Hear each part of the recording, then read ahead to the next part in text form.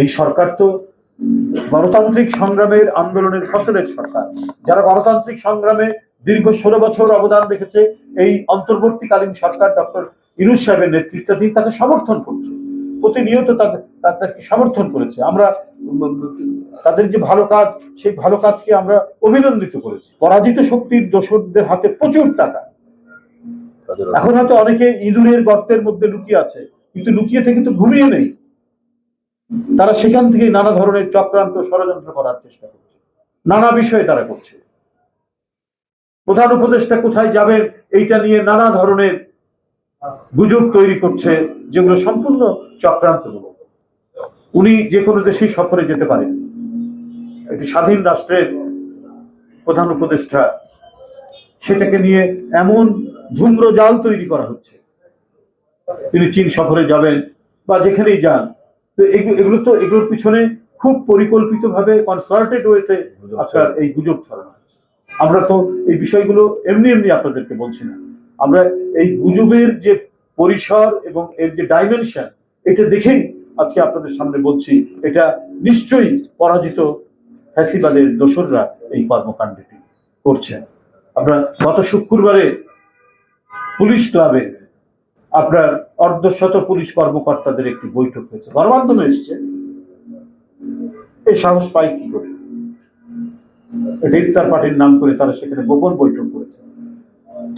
কি উদ্দেশ্যে, কেন তারা এটা করছে?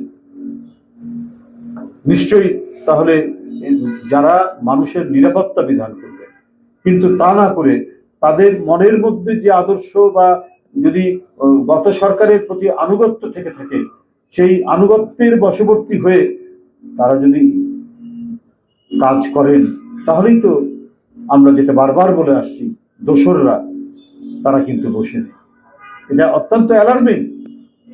আমি কি বলে গণমাধ্যমেই পড়েছি, পুলিশ ক্লাবের মধ্যে গোপন তারা বৈঠক করছেন। কি আলাপ হয়েছে? নিশ্চয়ই যাদের হাতে সমস্ত ধরনের অন্তর্ঘাত, সমস্ত ধরনের সামাজিক বিশৃঙ্খলা, সেটাকে দমন করা, সেটাকে নিয়ন্ত্রণ করা যাদের দায়িত্ব, তারা যদি গোপন কোনো বৈঠকের মধ্যে অংশগ্রহণ করে, এটা তো ভয়াবহ ব্যাপার। এটা অন্তর্বর্তীকালীন সরকার এইসব বিষয়ে কি চোখ রাখছে?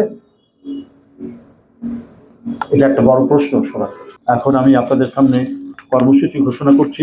25শে মার্চ বরাবরের মতো 26শে মার্চের আগের দিন সকাল 11টায় মহান স্বাধীনতা দিবস উপলক্ষে রমনাস্থ ইঞ্জিনিয়ার্স ইনস্টিটিউশনে মিলনায়তনে বিএনপির উদ্যোগে আলোচনা সভা অনুষ্ঠিত হবে। এই আলোচনা সভায় দেশের বরেণ্য বুদ্ধিজীবী বৃন্দ আলোচনা করবেন, দলের জ্যেষ্ঠ নেতৃবৃন্দ আলোচনা করবেন। 26শে মার্চ বুধবার ভোর 6টায় নয়াপল্টনস্থ বিএনপির কেন্দ্রীয় কার্যালয়ে দেশব্যাপী সকল দলীয় কার্যালয়ে জাতীয় ও দলীয় পতাকা উত্তোলন করা হবে। 26শে মার্চ বুধবার সকাল 8টায় বিএনপি চেয়ারপারসনের গুলশানস্থ কার্যালয় থেকে দলের জাতীয় নেতৃবৃন্দ, যারা সিনিয়র জ্যেষ্ঠ নেতৃবৃন্দ সহ সর্বস্তরের নেতাকর্মীরা জাতীয় স্মৃতিসৌধের উদ্দেশ্যে যাত্রা এবং সকাল 8:30টায় মধ্যে জাতীয় স্মৃতিসৌধে পুষ্প স্তবক অর্পণ করবেন।